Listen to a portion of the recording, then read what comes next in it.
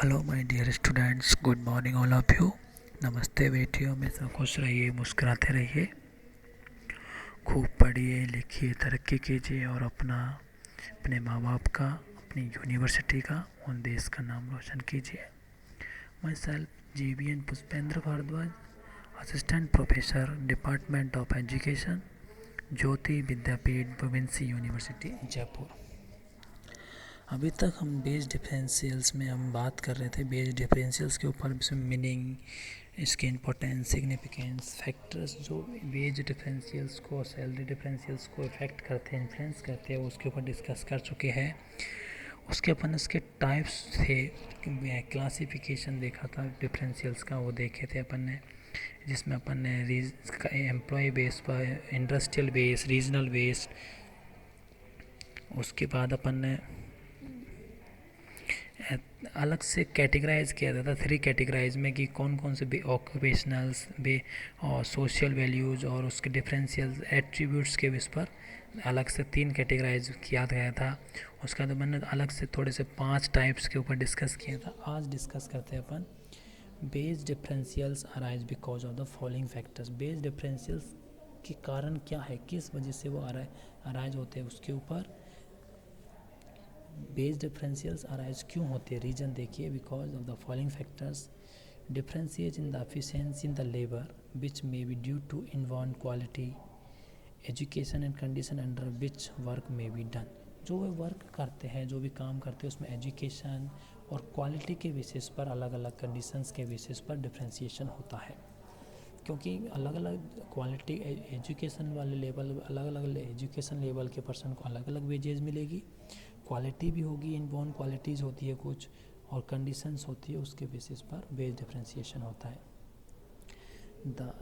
Next is the existence of non competitive groups due to difficulties in the way of the mobility of labour from low paid to high paid employment.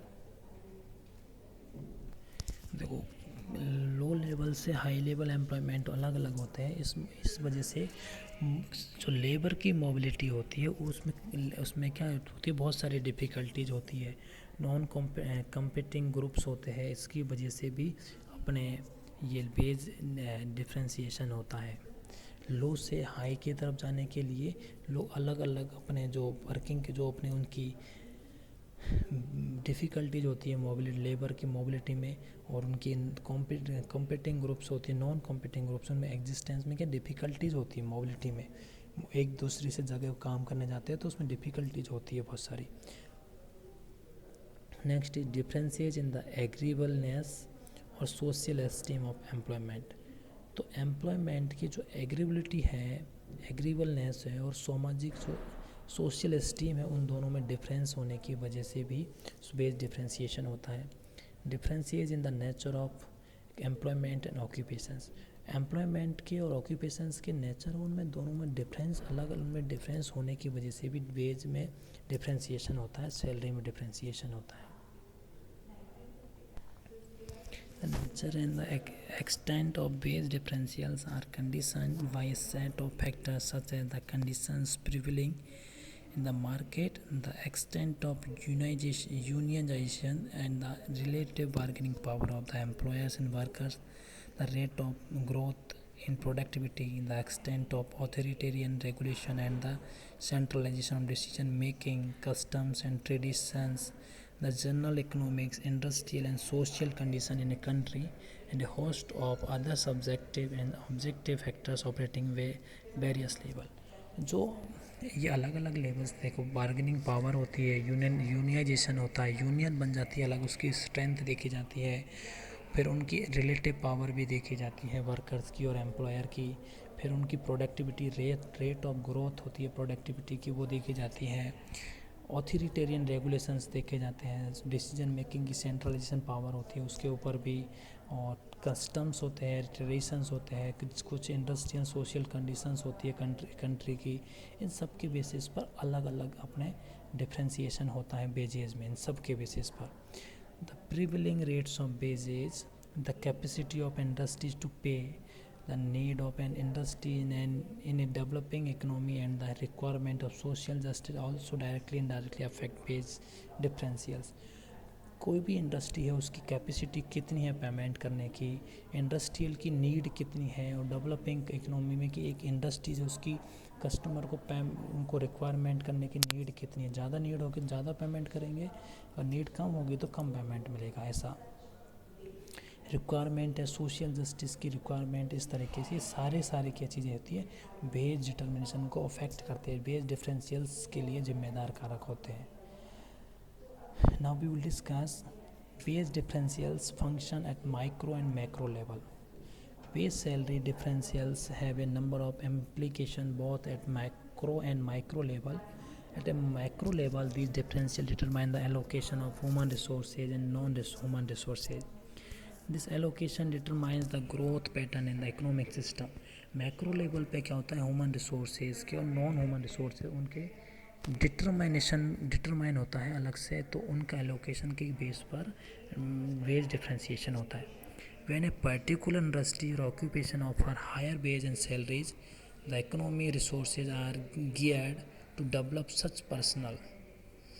For example, in India, educational activities have increased in the area of management and information technology because these areas offer higher salary and better job opportunity. तो human resources और non human resources की allocation के basis पर भी wages का determination होता है। Macro level की बात करें तो जैसे कि इन्होंने अपन एक इसमें एग्ज़ाम दे रखा है, एग्जांपल है इंडस्ट्री जो इंफॉर्मेशन टेक्नोलॉजी सेक्टर है और मैनेजमेंट, जैसे कि कोई एमबीए करके और आईटी में बीटेक करके मल्टीनेशनल कंपनीज़ में काम करते हैं, तो उनकी क्या होती है जॉब और अपॉर्चुनिटीज़ मिलती है अच्छी और हायर सैलरीज होती है। इस वजह से वहाँ ज़्यादा माइक्रो लेवल जॉब डिफरेंशिएशन होता है। माइक्रो लेवल की बात करें तो base salary differential so the some organizations use proactive strategy to attract better talent and compare to other, they become trend setter rather than play to role of forward. These trend setters set pattern not only in relation to requirement of better personnel but in term of other human resource management practices too. Micro level पर अलग अलग छोटी छोटी चीज़ें देखी जाती है, कुछ स्किल्स देख लेंगे, उनकी रीजनल बेसिस पर देख लेंगे कैसे क्या है। तो माइक्रो लेवल पे भी बेस डिफ्रेंसिएशन होता है, स्किल्स के बेस पे, सेमी स्किल के बेस पे, ऐसे किस तरीके से। मैक्रो लेवल पे क्या होता है, पूरा का पूरा एक सेक्टर इंडस्ट्रीज बदलती है, वहाँ ह्यूमन रिसोर्सेज और नॉन ह्यूमन रिसोर्स के एलोकेशंस के बेस पर होता है। Now next is wage differentiation under market economics should exist in order to perform the following function: to attract the talent and skilled people. Wage differentiation किस वजह से होता है, क्योंकि देखो क्या फॉलोइंग फंक्शंस होंगे। बेज डिफ्रेंसिएशन क्या करता है, इंडस्ट्रीज़ में क्या उसके वो होते हैं, to attract the talent and skilled person, talented candidate get the 6 figure salaries. जो टैलेंट पर्सन, जो ये बेस डिफ्रेंसिएशन क्या करता है, मार्केट में जो टैलेंटेड पर्सन है, स्किल्ड पर्सन है, उसको कंपनी में बनाए रखता है अगर है तो, अगर नहीं है तो उसको अट्रैक्ट करता है ताकि कंपनी में आके वो ज्वाइन करे। Next is to pay on the basis of employ talent and skills. तो पेमेंट किया जा सके एम्प्लॉयमेंट को टैलेंट और स्किल्स के बेस पर, इसलिए बेस डिफ्रेंसिएशन भी ज़रूरी है। To satisfy the talented employ as they get higher salary compare to low skilled employ. तो हायर जो टैलेंटेड एम्प्लॉय है, जो उनको सेटिस्फाई रखा जाए एम्प्लॉय में, वो छोड़ के ना जाए कि जो लो स्किल्ड एम्प्लॉयड है उनके कंपेरिजन उनको ज़्यादा पेमेंट दिया जाए ताकि वो कंपनी में बने रहे और कंपनी की जो ग्रोथ है वो बनी रहे। To allow the companies to build distinctive competitiveness भी, डिस्टिंक्टिव कॉम्पिटिटिवनेस को बिल्ड करने के लिए भी ज़रूरी है, ये अलाउ करता है। to encourage less skilled employees to develop their skill and other human resources to in order to get higher pay.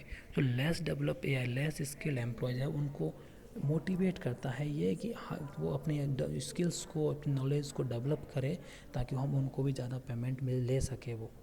Next is to discriminate highly committed from less committed and positive attitude employ from negatives.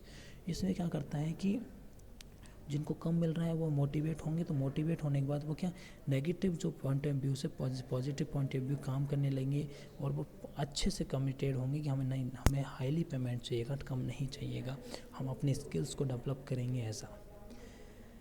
Next is to maximise organisational productivity and efficiency.